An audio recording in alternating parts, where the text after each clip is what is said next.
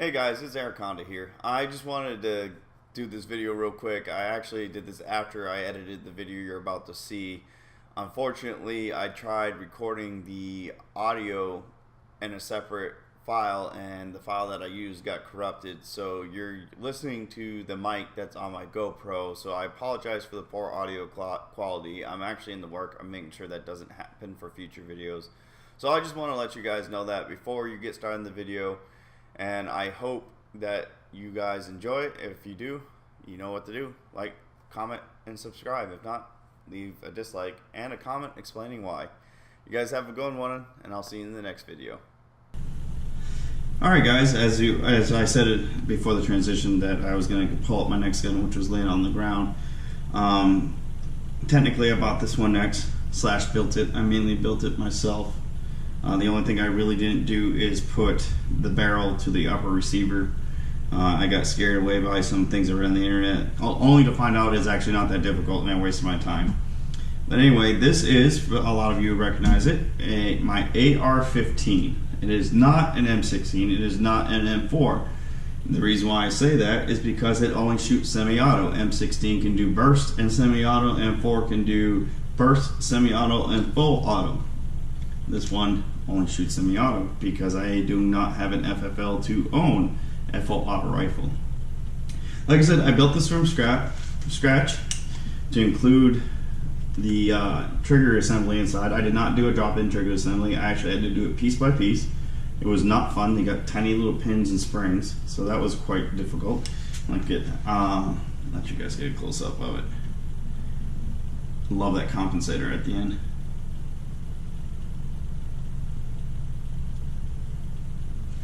Now, and the lower receiver is a DTI receiver and I made sure I got 5.56. For those who don't know, if you want to shoot 5.56 rounds, which is in the NATO rounds, you have to get one rated for 5.56. 5.56 can do 223 and 5.56, whereas a 223 lower receiver can only do 223, from my understanding.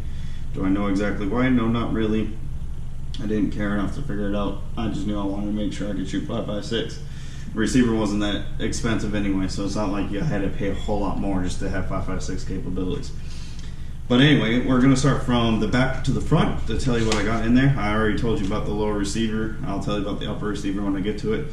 This is a Magpul stock, collapsible stock, or positionable stock I should say. I wanted something simple and minimalistic. I didn't need anything overly complex for this. It does what it needs to do. I have short arms, so I don't need anything that goes out too far. I usually keep it about in this area.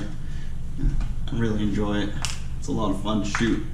Nice blinker. I mainly wanted an AR-15, not because of the reasons everybody thinks people owns AR-15s, because they look badass and scary and they're evil weapons, but I got it because it's a fun blinker.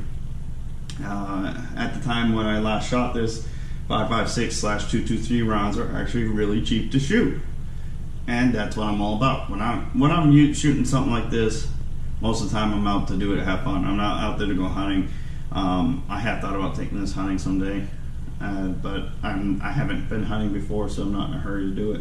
That's just like target practice, and God forbid, I would like to be proficient enough, if I have to, I can defend myself with it. But enough about that. We got the stock, the collapsible stock, and then we got the Magpul backup sights. I'm going to go ahead and move to the front one. I thought about getting the Troy-Bilt. They're nicer, more minimalistic, made of metal, but you know, they're just meant to be backup sights. They don't need to be fancy. I can use them. They're easy to use. They're clean, concise. That's all I'm worried about personally, and that's all I will focus on. I have a BCM charging handle. It is cleared. I forgot to do that in the beginning, so shame on me, but that's it with a bolt pulled back. The bolt I have in there is the standard bolt that the upper receiver came from. Actually, now I'm thinking of it, I don't remember where I got the upper receiver from. since we are doing the charging handle, we'll move on to the upper receiver. I bought the upper receiver completed. I'll put a link in the description if I can remember who I bought it from. They're a pretty good company. They let you pick from anything you want. And it came with this handguard. I do plan to replace it someday. It has a heavy barrel on it. I can't remember who makes this compensator either. I'll have to go. I know where I bought this one from, so I can easily look it up. But I love it. A lot of people don't. It's solid at the bottom. It's got holes all through, and there's like literally no recoil. I mean, with a heavy barrel firing 5.56/223 in this compensator, there wouldn't be a whole lot of recoil to it. This is my Vortex red dot sight. Love it to death. Didn't need anything super expensive. This is clear, and it does the job exactly how I would want it. But anyway, the upper receiver, the guard, and the barrel all by the same company. The original compensator or flash hider I had on here was also made by the same company, but I didn't like it. I went with this one instead. I ended up going with a BCM gas block and tube in here because the one that this came with was leaking, and I had issues recycling my rounds. The grip is also Magpul. This is the Magpul Angle foregrip for those who probably recognize it, either avid gun fans or Battlefield fans. Battlefield 4 had this grip in there. I can't remember what my trigger is. I can look that up and link it in the description. I painted it myself with just some Rust-Oleum spray paint. I didn't clear coat it, so a lot of it's flaking. I was just having some fun with it. I plan to actually repaint this someday. I don't mind the paint scheme to it. It's actually not bad, but I want to do something a little different. But yeah, this is my pre-built AR-15. Another close-up view of it. Or not pre-built, but I built it myself from scratch, except for, like I said, the upper receiver. So get a close-up of the compensator. And I'm not a gun expert, so I'm sure I'm going to have people tell me I'm messing up terms. Like, I know there's a difference. There is a difference between a compensator and a flash hider and a suppressor. I do know there's a difference. Could I tell you exactly which is which? I believe this is technically a compensator because it definitely does not hide my flash. There's a big fireball that comes out of this thing when it fires, and it's not a compensator because it is, or a suppressor because it is loud. It is very, very loud. So I'm going to go with compensator. So yeah, this is my AR-15. It's my FrankenGun AR-15 parts from all around the AR-15 world. I love it. I gotta get back to shooting this thing. But anyway, so that's it for this one. We're gonna move on to my next one, which I don't remember which is the next one I purchased. But anyway, who cares? You're just here to see the guns, the beautiful, beautiful guns. So go ahead and close this up and set this aside.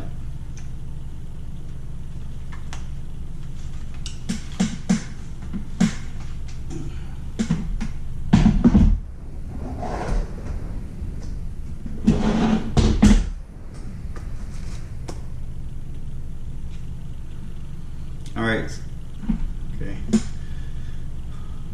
and transition into the new video beginning in 3, 2, 1, now. Now I think it's a good transition to go from pistol or rifle to pistol or rifle to pistol, so we'll go ahead and do this. This is by far one of my favorite pistols, my favorite variants and forms of a pistol. For those of you who can't recognize it, it is a 1911. Why is it called the 1911? It was invented in 1911, or manufactured. Well, not this particular one. And with that being said, I don't know how easy you're gonna pick it up. I might have to do a picture of it after the fact, but let's see if you can pick it up. If you can see right below the breech, it says Centennial 1911. This particular gun was made in 2011 as a anniversary edition by Remington, as you can see by the R. I love the grips on this one. I love real hardwood pistol grips on guns like this. The detailing on it is beautiful. It's got a little dot design on the back. I don't know, closer to the barrel. That's the barrel to it.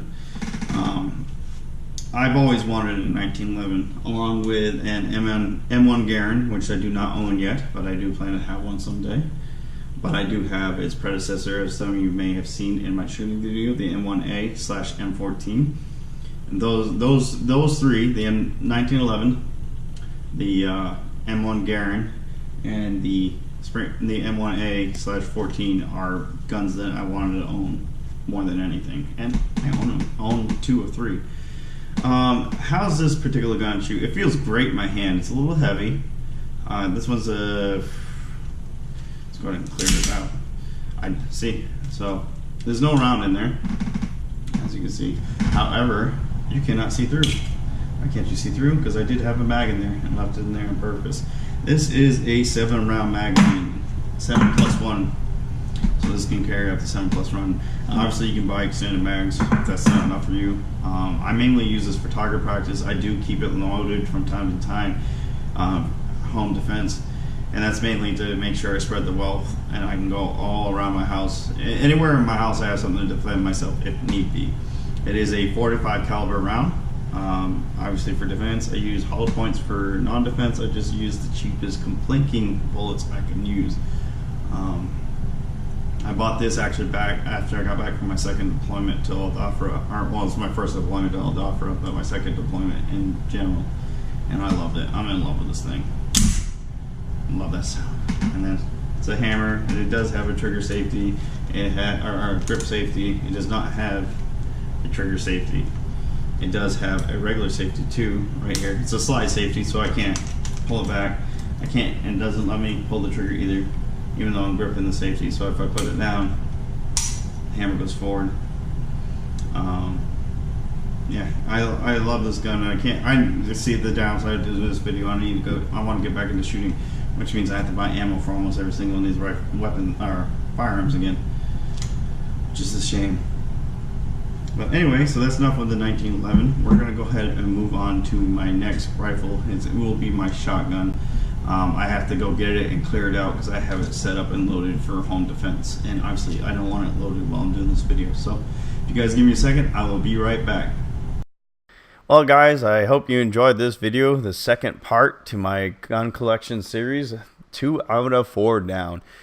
On this video, as you can see, I covered my AR-15, my zombie slash composite gun. When I by composite, mean like composed of many different parts from different manufacturers, which I couldn't remember what the upper receiver was made by. It was made by AR-Guns, the upper and the barrel.